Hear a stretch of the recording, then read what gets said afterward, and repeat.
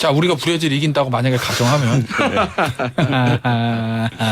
8강 그러면 4강 갈 수도 있는데. 아 불안하다. 불안해요? 우리 테디가 설레발 치면 좋은 결과가 없었는데. 박문성 해설위원은 아예 김태현의 정치쇼.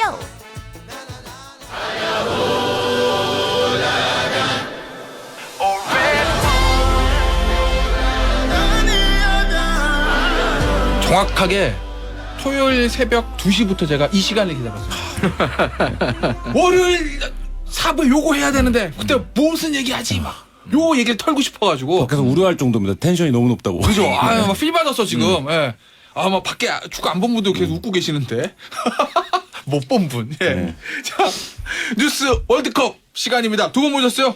이종호 평론가. 한겨레신문의 김한 기자 나오셨어. 안녕하세요. 안녕하세요. 오늘 바쁘구나. 완전히 앞에 싹 빼고 시간이 없는 거야. 뭐, 할 게 너무 많으니까 뭐 무슨 뭐 대한민국 이거 다 뺐어 지금. 자,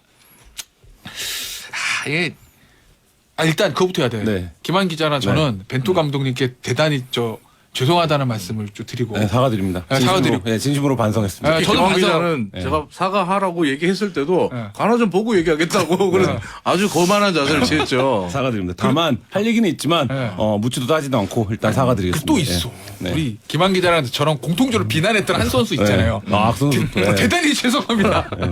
너무 잘하더라고요. 저는 제작진도 반성해야 돼요. 뭐요? 뭐냐면 제작진이 오늘 저한테 섭외 요청하면서 네. 출연 요청하면서 네. 우리 16강 탈락하니까 이제 총정리 네.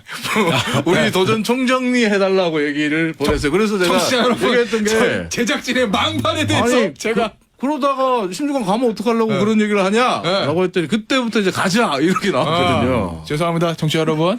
저희가 제작진이 거단한 실수를. 그만큼 대단한 승리였다. 모두 아. 예상을 뒤엎었다. 그렇죠. 예, 열의 아홉이 어려울 거라고 했는데 그 대표팀이 엄청난 경기를 했다. 이렇게. 확률이 9%였으니까. 그 얘기 좀 해보지나 그랬대요. 제가 앞서 오프닝 할 때도 그 얘기 좀 했었거든요. 클라스는 영원하다. 네. 손흥민의 그 환상의 어시스트. 그 설명 좀 해주세요. 원래 청취자분들이 잘 모르시는 멋있긴 멋있는데 그게 왜 대단한 플레이인지에 대한 그런 일단은 설명이 손흥민 선수가 그러니까 공을 받은 다음에 페페가 이제 걷어낸 공을 네. 손흥민 앞에 떨어지면서 손흥민이 잡았죠. 네. 그리고 한 70m 이상을 드리블을 해 갔는데 뭐 손흥민의 빠른 드리블 능력은 뭐 이미 EPL에서도 검증됐잖아요. 그렇죠. 프리미어리그에서도 검증됐잖아요. 근데 중요한 거는 빠른 드리블이 아니죠. 드리블을 해 들어갔을 때 상대 수비 라인, 포르투갈의 상대 수비 라인에 살로시아지 딴 선수들이 버티고 있는데 네. 2명, 3명의 수비수들이 손흥민을 보고 들어왔잖아요. 네. 들어온 상태고 이미 손흥민 뒤에는 또 3명의 선수가 따라오고 있는 상황이었고 그런데 그 상황에서 손흥민 선수가 보통의 선수라면 아마 슈팅을 했을 거예요. 그냥 가! 무리하게. 근데 손흥민 선수가 그 상황에서 동료가 자신이 패스를 할 수 있는 동료가 오기를 기다려주는 동작. 한마디로 멈춘 동작.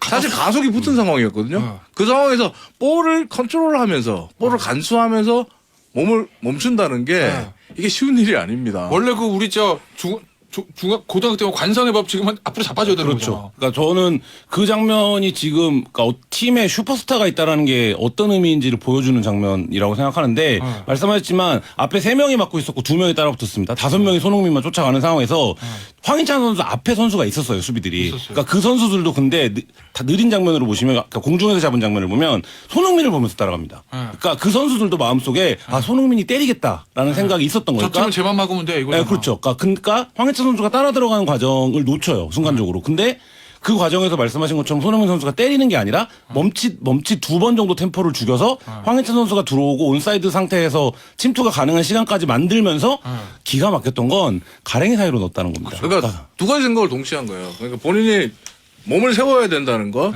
그리고 동시에 마스크 사이로 황희찬 선수가 어느 정도까지 왔는지를 확인하고 그리고 패스를 줄 길을 확인하고 이게 불과 1초가 안 되는 시간에 다 이루어졌다는 거예요. 이게 월드 클래스예요. 월드 클래스야. 근데 황희찬 선수도 보니까 기가 막히게 빠르더만요. 그런 얘기들 해요. 선수들이 한 20m 지나면 아무도 못 막는다. 그러니까 달려가기 시작하면 직선으로 뛰기 시작하면 황희찬 선수가? 네, 황희찬 선수가. 그러니까 그날도 보셨지만 사실 스타트는 늦었어요. 그러니까 반응이 늦었거든요.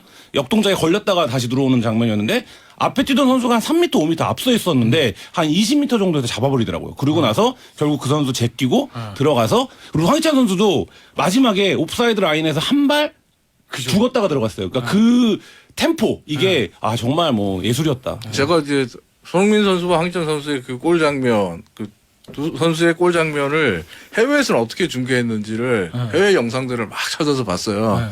남미에서는 믿기지 않는 플레이라고 표현을 하고 그리고 유럽 BBC 같은 경우, 영국의 이제 BBC 같은 경우는 마법 같은 플레이라고 표현하더라고요. 우리 영상도 많이 나왔는데 그 예전에 토트넘 감독이 또 포체티노 감독하고 리오 퍼디낸드와 같이 중계하는 앨런 시러랑 같이 거기도 난리가 났는 게 거기서도 뭐 모두가 극찬했고 그러니까 포체티노는 내가 지도한 선수야 라는 식의 봤지? 어깨 뻥이 확 올라가는 그런 모습이 나왔고 심지어 어제 그 오늘 내일 우리가 만나는 브라질의 티구 실바 같은 경우에 브라질의 심장이라고 하는 실바 같은 경우에 실바도 그 장면을 다시 언급하더라고요. 그건 브라질 선수들도 긴장을 해야 된다. 아, 그런 플레이가. 이거는 알고도 못 막는다. 우리도 긴장해야 된다라고. 그러니까 저희가 이렇게 제가 길게 말씀드린 이유는 그 플레이가 우리가 생각하는 것 이상으로 어렵고 그럼요. 대단한 플레이였다. 이번 월드컵의 베스트 골 한 3개를 뽑아도 들어갈 골입니다. 예. 그죠. 예. 그래서 말씀드린 거고. 야, 근데 솔직히 그 벤투의 이 빌드업 축구 네. 계속 이제 기사들의 제목이 뚝심에 반성하면서 우리는 하고 해야 돼 지금. 예? 기자들도 반성 좀 해야 되는데. 예. 뚝심의 빌드업 드디어 통했다. 뭐. 3주 전까지는 우리랑 같은 편이었는데. 근데 손바닥 뒤지듯이 뒤지고. 아니, 근데 사실은 최종도전 전에 평가전 때 네. 맨날 하나 나오는 얘기가 야 우리가 빌드업이 되겠어? 그 다음에 저는 저의 그런 망발도 했습니다. 저는 대표님이 나도 하겠다. 뭐 네.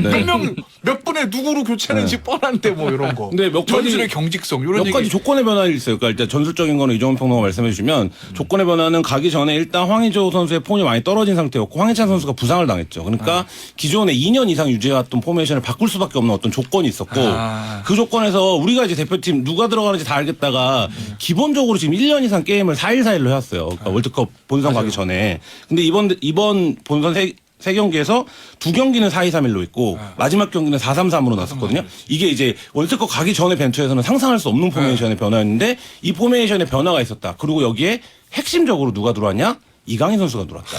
예, 이게 결정적으로 완전히 달라진 벤투를 만들어냈죠. 이강인은 내가 맞췄으니까 그건 또 어깨 뻥 들어가도 되겠다. 그러니까 지금 벤투 감독의 그 이번 월드컵 도전기를 보면 인내심과 유연함 이렇게 표현할 수 있을 것 같아요. 야 그러면 사실 이거 어떻게 보면 리더에겐 제일 좋은 걸. 그러니까 인내심이라는 것은 지난 4년 동안 그 어떤 비난, 그 어떤 나쁜 여론이 와도 흔들리지 않고 자신이 추구하는 축구 철학을 빌드업이라는 후방 빌드업이라는 축구 철학을 연습하고 다지고 훈련한 거죠.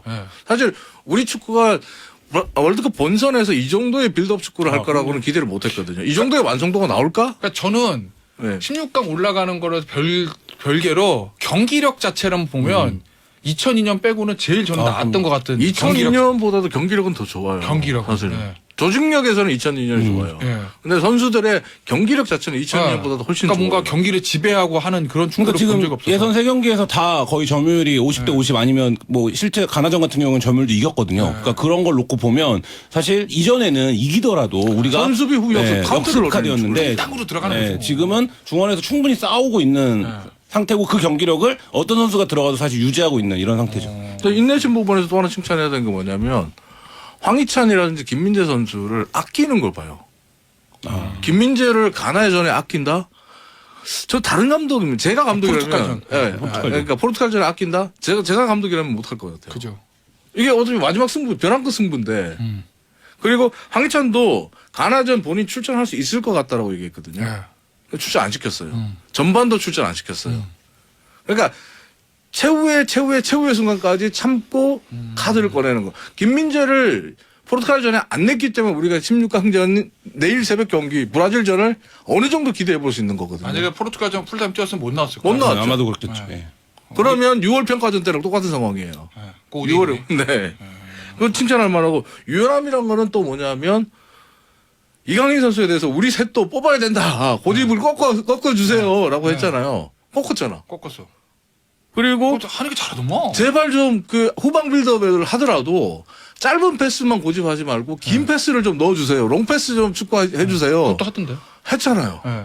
그러니까 그게 우리가 벤투를 몰랐던 거예요. 그게 큰 전략적인 전환이 이루어진 게 가나와의 후반전이라고 봅니다. 그러니까 예를 들면 가나 우루과이와의 경기는 벤투의 빌드업이 선수들에게 상당한 이해도가 있고 어느 팀과 붙어도 해볼 만한 수준이다라는 봤어. 걸 보여줬고 네, 맞아요. 근데 이제 2차전에서 가나전에서 먼저 골을 먹고 시작하면서 아 이게 그래도 안 되는 거 아닌가라고 생각이 들었는데 후반전에 이강인 선수가 들어가면서 상당한 이제 말하자면 전술적 전환이 이루어지고 결국엔 이강인 선수가 들어가자마자 결과를 만들어내면서 그 경기가 전체적으로 대표팀에 좀 분수령이 되는 게임이었고 물론 이제 그 경기 이겼으면 더 좋았겠지만 그 경기를 졌더라도 선수들이 야 우리가 어떤 선수가 들어오고 이제 어떤 방향으로 해도 붙어볼 만하다. 이게 이제 가나와의 후반전이 좀 이 지금 여정의 시작이었지 않나 싶습니다. 떠나봐야 되는 게 포르투갈전 같은 경우도 사실은 벤투 감독과 물론 뭐 지휘 자체는 수석 코치가 했지만 코스타 수석 코치가 했지만 포르투갈전에서 손흥민 선수, 이재성 선수가 중간에 자리를 바꾸는 네, 왼쪽 맞아요. 오른쪽 자리를 바꾸는 장면이 나왔거든요. 근데 그게 사실은 역전골, 결승골의 그 뭐 최종적인 신의 한 수가 됐죠. 네. 근데 그 상황을 보면서 벤투 감독이 얼마나 유연한가라는 걸 생각을 했냐면 사실 포르투갈에는 월드 클래스급 풀백인 칸셀루가 있다고요. 네. 칸셀루랑 손흥민이 그러니까 맞붙게 하는 그게 전략이었거든요. 그렇게 되면 전반전이었어. 아니요 칸셀루를 그 후반에 후반, 교체하면서 후반에. 아, 이재성이 교체하면서. 아닌 손흥민이 그치, 칸셀루 그치. 쪽으로 가게 했단 말이에요. 오른쪽으로. 근데 칸셀루는 오버래핑과 공격력에 있어서 월드 클래스인데 정작 수비에서는 약간 그러니까 평가가 박해요. 박한 선수예요. 그런 평가가 나오는 걸 자신도 잘 알아요. 근데 칸셀루가 전반에는 계속적으로 우리 측면으로 올라왔거든요. 근데 손흥민을 마크해야 되니까 못 올라오는 거야. 그러니까 칸셀루의 빠른 발과 파괴력을 자리 배치 이동 하나로 어느 정도 무력화시켜 버리는 그런 뭐 운영을 보면서 아 정말 유연하다 전술적으로 이런 생각을 했습니다. 자, 지금 그러면은 이 벤투 감독이 최고의 지금 명장 반열로 올라가는 건데 16강전 벤버지 지금 네? 벤버지. 벤버지의 벤투 아버지. 아, 나 그러구나. 그거 있더라. 손흥민 선수 인터뷰 뭐 마지막에 문장. 나는 역대 전 선수간 인터뷰 중에서 가장 감동적인 그죠. 인터뷰였습니다. 예를 들면 감독님의 마지막 경기를 경기장 밖이 아니라 벤치에서 끝냈으면 좋겠다라는 야, 얘기가 그거 대단하다. 이게 지금 어떤 팀인가를 보여주는 그러니까 누구의 팀인가 그리고 선수들이 지금 어떤 분위기인가를 압축적으로 보여주고 근데 많이들 보셨을 텐데 라커룸에 들어가서 손흥민 선수가 일일이 모든 선수들 다 포옹해주고 고생했다고 말해주고 하는 장면들을 놓고 보면 정말 좀 이제는 위대한 선수라고 불러도 될 반열에 오르지 않았나. 그리고 팀 분위기도 뭐 상징적으로 보여줬죠.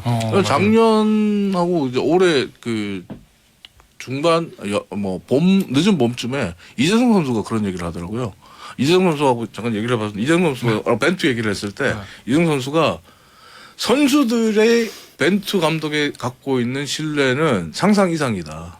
우리는 벤투를 믿는다. 그러니까 아무리 외부에서 벤투 감독에 대한 나쁜 소리, 비난의 여론 나오고 해도 우리는 전혀 개의치 않는다.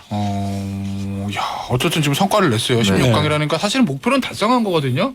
근데 이게 내가 16강전이 브라질이긴 한데 좀 약간 욕심이 나는 게 요거 이기면 하늘전 4강도 될 갈 수도 것 있다. 같기. 왜냐면 하늘전도 나올 수 있다. 8강에서. 왜냐면 크로아티아를 만약 일본이 자꾸 올라오면 나는 8강에서 일본이랑 하면 무조건 이긴다 보거든요. 일본 팬들은 거꾸로 기대하고 있어요. 한국이 제발 불알 잡고 올라와서 우리가 8강에서 박살내겠다. 우리도 4강까지 한번 가보자. 그죠? 양쪽 다 그런 생각 하고 있는데 일단 우리나라가 제일 급하니까 이 브라질 이길 수 있을까?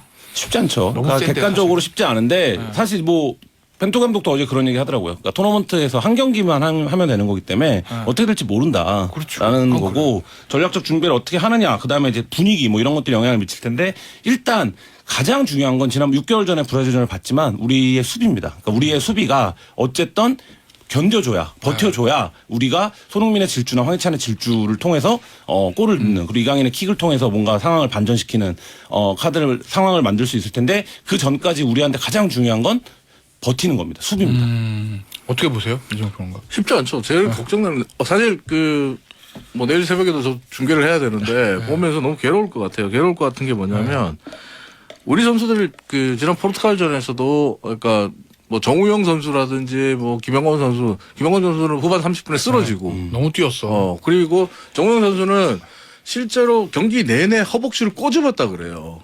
경련이 왔어요? 예, 그래서 근육을 뭐 어쨌든 정신 차리라도 다리가 움직여줘 한마디로 다리를 움직이게 하려고 그렇게 할 정도로 선수들의 체력이 거의 바닥이 날 정도로 뛰었단 말이에요. 근데 지금 3일치잖아요. 네. 그러니까 우리가 오죽하면 경기장 잔디 적응 훈련까지 포기하고 휴식을 선택했겠습니까? 그만큼 지쳤어요. 근데 반대로 브라질은 최종전에 똑같이 3일치지만 최종전에 로테이션을 10명 돌렸어요. 많이 줬어. 체력적으로 굉장히 여유가 있어요. 객관적인 전력 측면에서 봤을 때 우리가 브라질과의 경기할 때 할 수 있는 건 딱 하나 있습니다. 그들보다 한 발이라도 더 뛰는. 그러니까 경기력에서 밀리더라도 뭐 개인기에서 밀리더라도 활동량에서는 절대 밀리면 안 된다라는 생각으로 뛰어야 돼요. 그래야 가능성이 나옵니다. 이길 수 있는 잡을 수 있는 가능성이 나오는데 이걸 요구하기가 너무 개인적으로 잔인한 거예요. 그렇죠. 지금 우리 선수들의 체력 상태에 내가 과연 그걸 주문할 수 있는가 자신이 좀 없네요. 그러니까 김민재 선수만 해도 그 얘기 하잖아요. 사실은 오늘 저 조간신문 일면에도 우리 선수들 막 이렇게 슬라이딩 세리머니 하는 거 나오는데 김민재 선수 저 뒤에 있거든요. 그러니까 몸이 안 좋으니까 벤치에서 확 뛰어나오지 못했던 것 같아요.